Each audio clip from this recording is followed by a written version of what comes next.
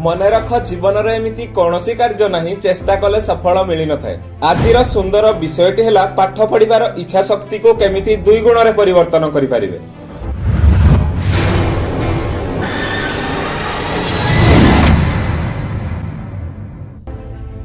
पाठ पढ़िबार समस्या को सबुदिन पई समाधान करने को चाहूले एही दुई लाइन को ध्यान दे बुझंतु एवं कार्य रे लगांतु। देखिए आपनकर निश्चित रूप से इच्छा शक्ति वृद्धि पाइब।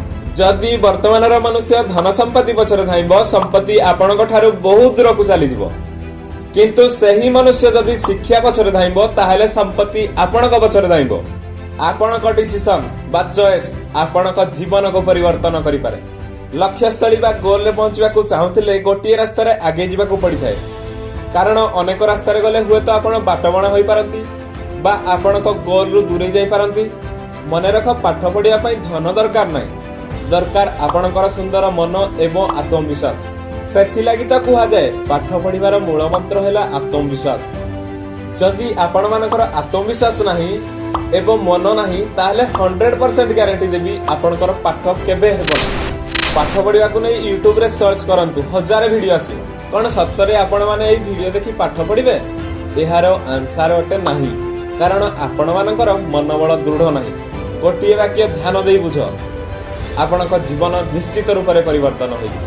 झियो एवं मोबाइल आपनक जीवन को नष्ट करि देबे एवं समय बर्बाद मध्य करि देबे। मन रख समय एमिति गोटिए जिनिस से केबे काहाको अपेक्षा करे नाही। सेथिलागि तो कहा जाए समय बड़ बलवान।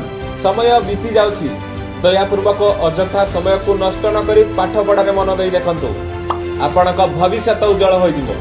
आपण माने समस्ते तुम परि छोट पिलाटीए पद्यटी निश्चित रूप से पढ़िथिबे, किंतु एहार सारांश कोन आपण माने बुझिसंती। एही पद्यटीर मूल अर्थ होला छोट पिलाटीए वर्षा को खातिर न करी पाठ पढ़िया को बाहरिछि एवं रास्ता काटरे मुह माडी तळे पड़ी जाइछि, किंतु ए सब को खातिर न करी से छोट पिलाटी ता मनोबल को दृढ़ करी पाठ पढ़ी जाइछि।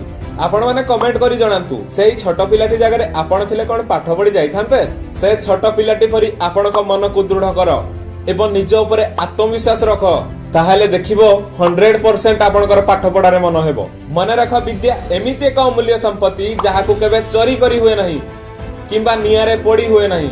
भविष्यत रे सुखरे रहिबा पई गोटिए मात्र रास्ता भल पाठ पढ़ा। विद्यार्थी मानक पई मुख्य उपदेश आज पढ़ी काली पढ़ी परदिन पढ़ी ए सब चिंता को छाड़ी आज ठारू वर्तमान ठारू पाठ पढ़ा को चेष्टा कर एवं प्रत्येक दिन 10 घंटा पढ़ा जगह गोटिए घंटा मन दे पढ़। देखिबो रिजल्ट 100% आसीबो, किंतु इच्छा शक्ति थिबा दरकार, पाठ पढ़िबार जिज्ञासा थिबा दरकार। मन रख सुख पाइबार इच्छा एवं आशा समस्त दुखर मूल कारण अटे। आजिर कार्य बा आजिर पाठ को बाकी रखु नथिबा बालक जीवन रे सब बेला आगर थाए एवं इतिहास रचे।